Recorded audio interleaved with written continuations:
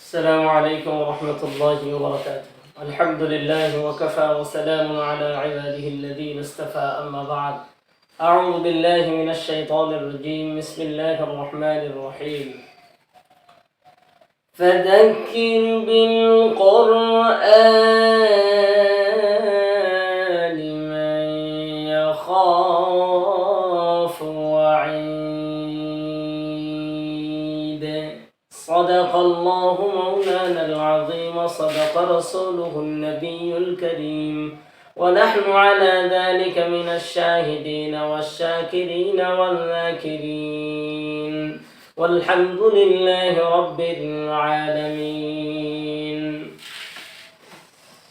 আল্লাহ রাব্বুল আলামিনের দরবারে লাখ কোটি শুকর যে আল্লাহ রাব্বুল আলামিন মহতি পবিত্র কোরআনুল কারীমের মজমায় বসে কিছু কথা বলা ও শোনার জন্য কবুল করলেন। দিল থেকে শুকরিয়া আদায় করি আলহামদুলিল্লাহ। দরুদ আর সালাম যিনি মানবতার মহান শিক্ষক, আমাদের নবী, আমাদের নেতা জনাব মুহাম্মদ রাসূলুল্লাহ সাল্লাল্লাহু আলাইহি ওয়াসাল্লাম।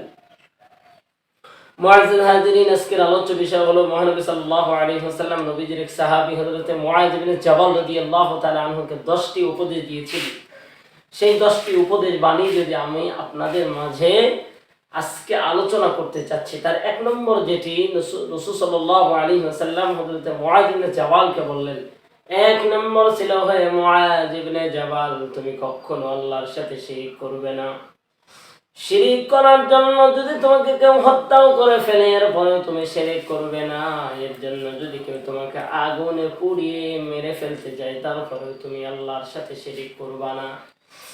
2 নম্বর, তুমি তোমার মাতা পিতার অবাধ্য হবে না, মাতা পিতার অবাধ্য হবে না। এই ব্যাপারে আমার আল্লাহ রাব্বুল আলামিন কোরআন মাজিদের আয়াত নাযিল করে বলেন, উফিন ওয়া লা তানহারহুমা ওয়া কুল লাহুমা কওলান কারীমা। আল্লাহ রাব্বুল আলামিন বলে, ও দুনিয়ার সন্তান সন্ততিরা, তোমরা এমন ভাবে আচরণ করো না, তোমার মা বাবাদের সাথে এমন ভাবে কথা বলো না যেইভাবে কথা বললে তোমার মা বাবা কষ্ট পায়, শব্দ ব্যবহার করে। এমন ভাবে যেন তোমরা জমিনের মধ্যে কথা বলো না, এমন আচরণ করো না। যদি এমন আচরণ করো তাহলে আল্লাহ রাব্বুল আলামিন কিন্তু তোমার জিন্দেগীর সকল আমলকে বরবাদ করে দিবে, ফরমেট করে দিবে। এই জন্য 2 নম্বর যেটি ছিল, তুমি তোমার মা বাবার অবাধ্য হবে না। 3 নম্বর, কোন সময়ের জন্য 5 ওয়াক্ত সালাত ছেড়ে দিবে না। 5 ওয়াক্ত সালাত আদায় করবে। এই সালাতের গুরুত্ব দেওয়ার জন্য নবীজি সাল্লাল্লাহু আলাইহি ওয়াসাল্লাম 3 নম্বর সালাতের উপদেশ দিলেন। 4 নম্বর, আল্লাহর নবী বললেন, হে মুআজ, তুমি কখনো নেশা দ্রব্য বস্তু পান করবে না, খাবে না, ভক্ষণ করবে না। আমার ভাইয়েরা, নেশা দ্রব্য বস্তু এমন ভাবে আমাদের দেশ সমাজের ভিতরে সয়লাভ হয়েছে, মুসলমানেরা এর থেকে পরিত্রাণ পাচ্ছে না। দয়া করে মুসলমানেরা নবীজির এই ভবিষ্যৎবাণী মুআজ ইবনে জাবাল রাদিয়াল্লাহু তাআলা আনহুকে নবীজি সাল্লাল্লাহু আলাইহি ওয়াসাল্লাম শুধু তাকেই উপদেশ দেয় নাই, বরঞ্চ আমাদের জন্য এই উপদেশ বাণীটা ছিল। আল্লাহর নবীর এই নিষেধাজ্ঞা মানে তুমি কখনো নিশাদ্রব্য বস্তু পান করবে না।